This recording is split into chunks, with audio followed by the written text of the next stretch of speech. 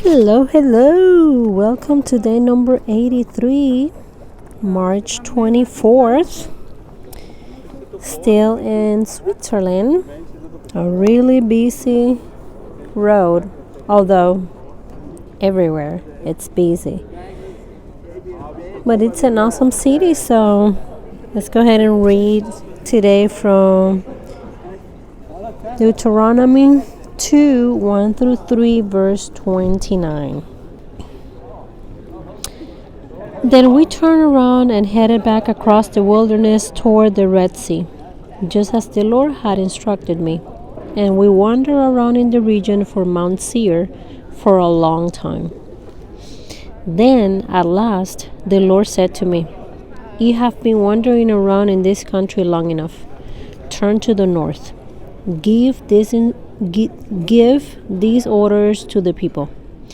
You will pass through the country belonging to your relatives, the Edomites, the descendants of Esau, who live in Seir. The Edomites will feel threatened, so be careful. Do not bother them, for I have given them all the hill country around Mount Seir as their property, and I will not give you even 1 square foot of their land. If you need food to eat or water to drink, pay them for it. For the Lord your God has blessed you in everything you have done. He has watched your every step through this great wilderness. During these 40 years, the Lord your God has been with you, and you have lacked nothing. So we bypassed the territory of our relatives, the descendants of Esau, who live in Seir. We avoided the road through the Arabah Valley that comes up from Elath and Ezion-Geber. Then as we turned north along the desert route through Moab, the Lord warned us, "Do not bother the Moabites, the descendants of Lot, or start a war with them. I have given them Ar as their property, and I will not give you any of their land." A race of giants called the Emites had once lived in the area of Ar. They were as strong and numerous and tall as the Anakites, another race of giants. Both the Emites and the Anakites are also known as the Rephites, though the Moabites call them Emites.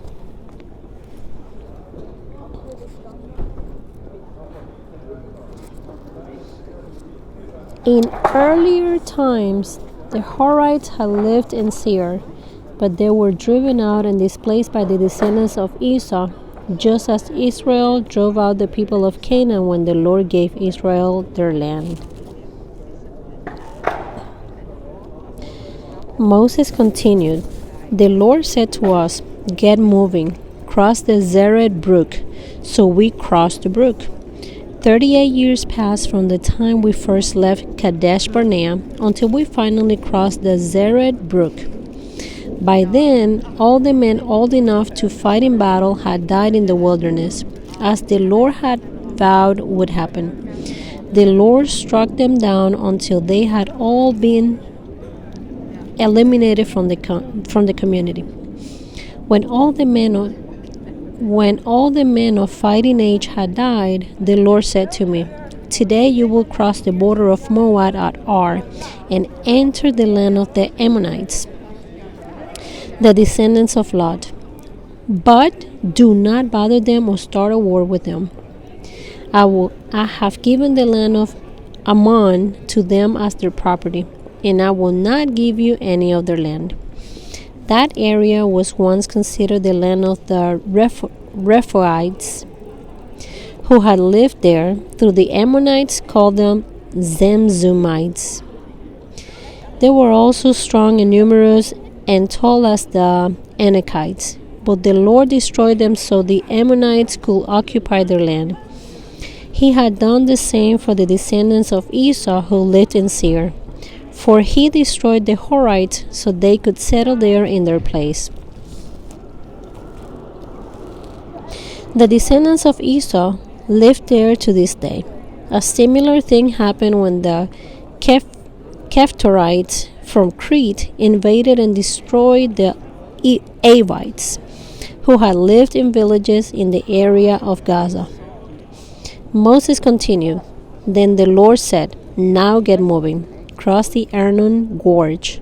Look, I will hand over to you Sihon the Amorite, king of Heshbon, and I will give you his land. Attack him and begin to occupy the land. Beginning today, I will make people throughout the earth terrified because of you. When they hear reports about you, they will tremble with dread and fear. Moses continued, From the wilderness of Kedemoth, I sent ambassadors to King Sihon of Heshbon with this proposal of peace. Let us travel through your land, but we'll stay on the main road and won't turn off into the fields on either side. Sell us food to eat and water to drink, and we will pay for it. All we want is permission to pass through your land. The descendants of Esau who live in Seir allowed us to go through their country, and so did the Moabites who live in Ar. Let us pass through until we cross the Jordan into the land the Lord our God is giving us. But King Sihon of Heshbon refused to allow us to pass through, because the Lord your God made Sihon stubborn and defiant so he could help you defeat him, as he has now done. Then the Lord said to me, Look, I have begun to hand King Sihon and his land over to you. Begin now to conquer and occupy his land. Then King Sihon declared war on us and mobilized his forces at Jahaz. But the Lord our God handed him over to us, and we crushed him, his sons, and all his people. We conquered all his towns and completely destroyed everyone, men, women, and children.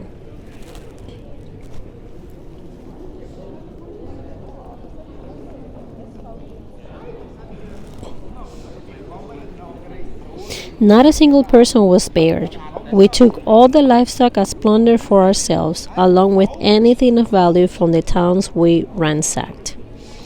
The Lord our God also helped us conquer Aroer on the edge of the Arnon Gorge, and the town in the gorge, and the whole area as far as Gilead. No town had walls too strong for us. However, we avoided the land of the Ammonites all along the Jabbok River and the towns in the hill country, all the places the Lord our God had commanded us to leave alone.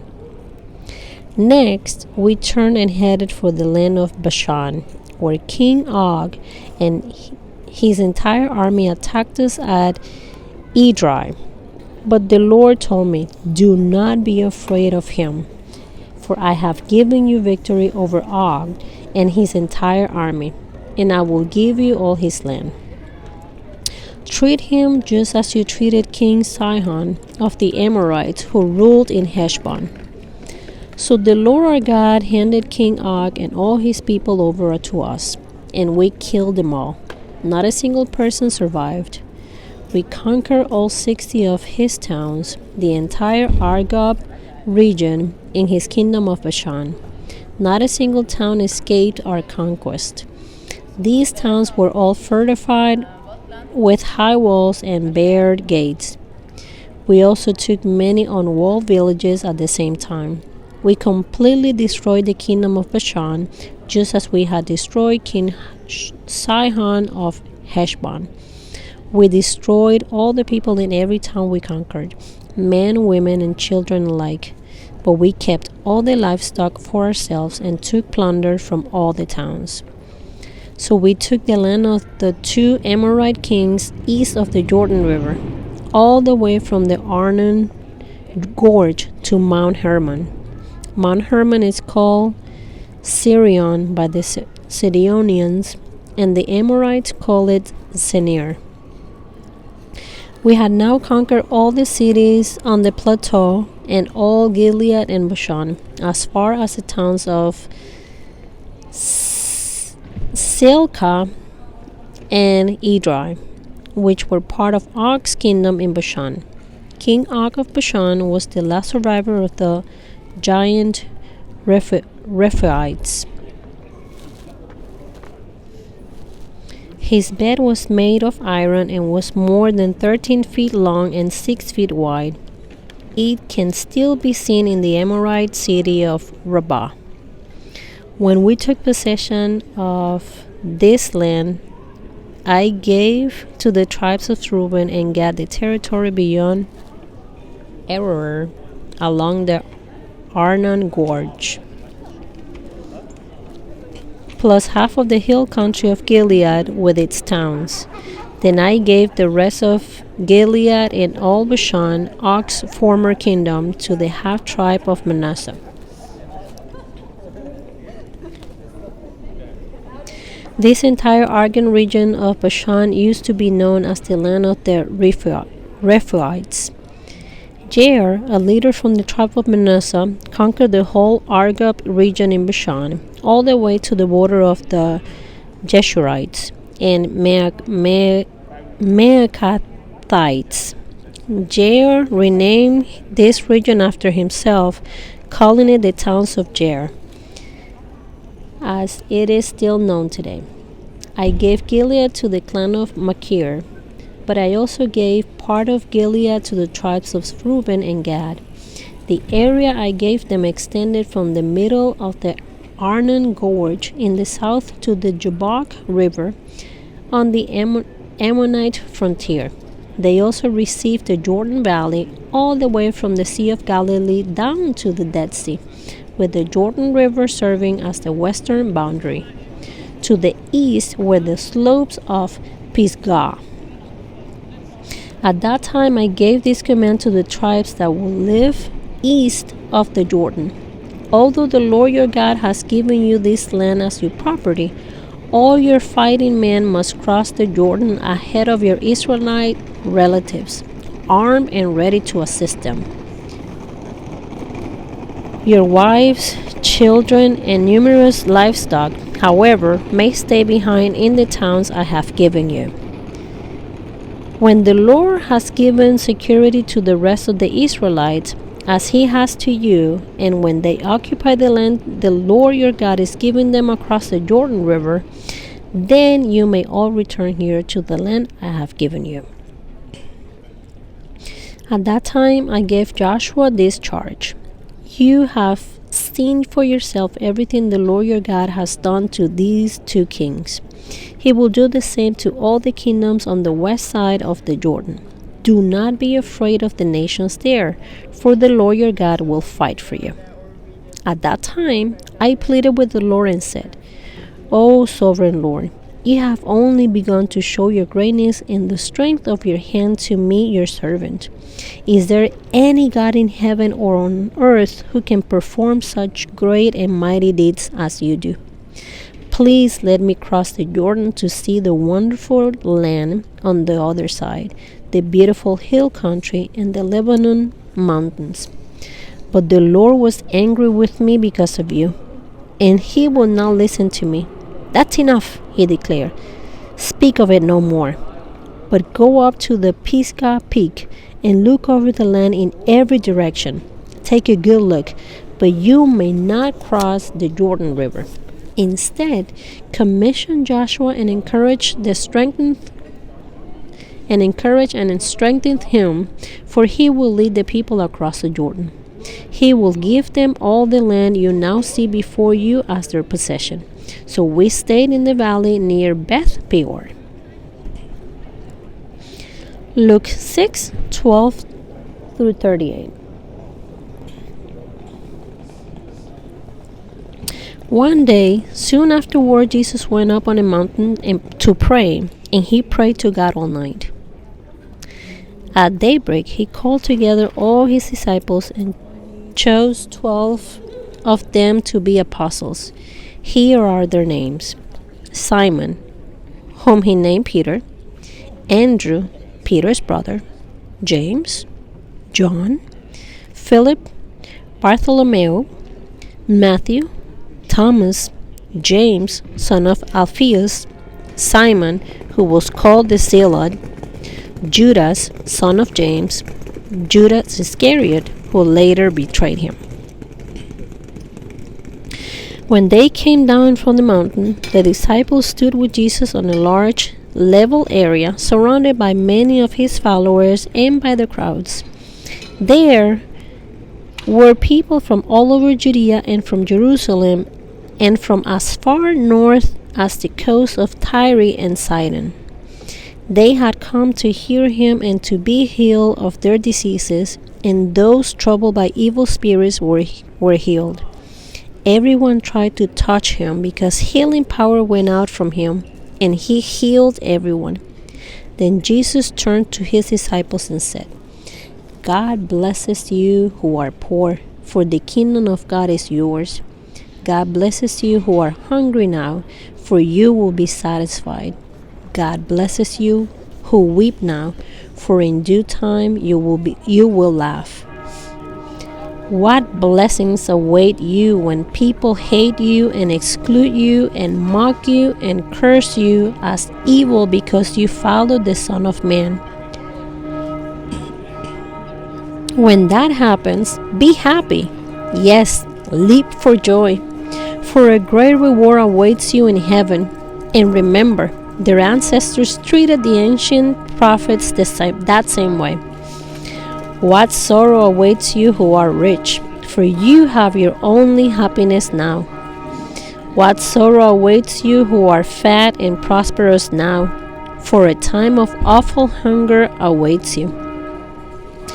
What sorrow awaits you who laugh now, for your laughing will turn to mourning and sorrow.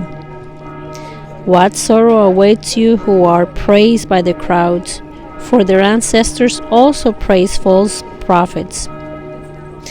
But to you who are willing to listen, I say, love your enemies. Do good to those who hate you. Bless those who curse you. Pray for those who hurt you. If someone slaps you on one cheek, offer the other cheek also. If someone demands your coat, offer your shirt also. Give to anyone who asks, and when things are taken away from you, don't try to get them back. Do to others as you would like them to do to you. If you love only those who love you, why should you get credit for that? Even sinners love those who love them.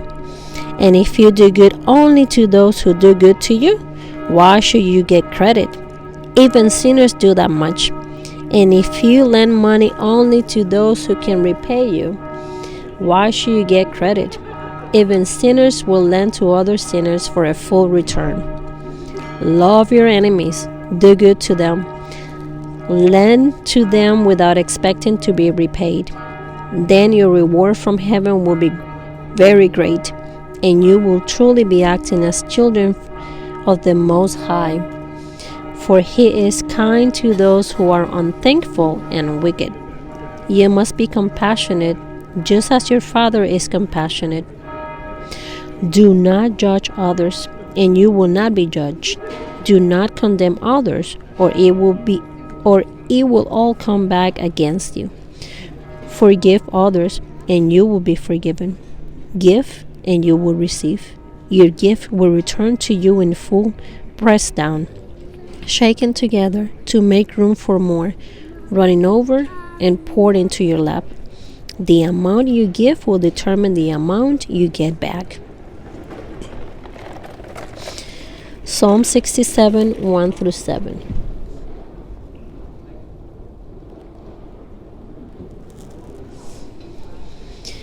May God be merciful and bless us. May His face smile with favor on us. May your ways be known throughout the earth, your saving power among people everywhere. May the nations praise you, O God. Yes, may all the nations praise you. Let the whole world sing for you, for joy, because you govern the nations with justice and guide the people of the whole world. May the nations praise you, O God. Yes, may all the nations praise you. Then the earth will yield its harvest, and God, our God, will richly bless us. Yes, God will bless us, and people all over the world will fear Him. Proverbs 11, 27. If you search for good, you will find favor. But if you search for evil, it will find you. Amen.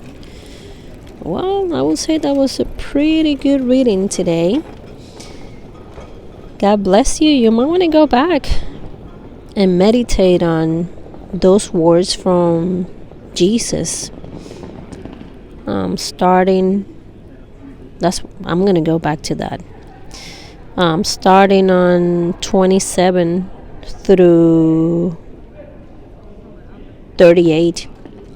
And the Psalm, the 1 through 7, that was amazing. Even the Proverbs 11:27. I'm going to go back and read it and meditate, because it was amazing today. And I speak that favor for you guys. So God bless you. I will see you tomorrow for day 84. Bye-bye.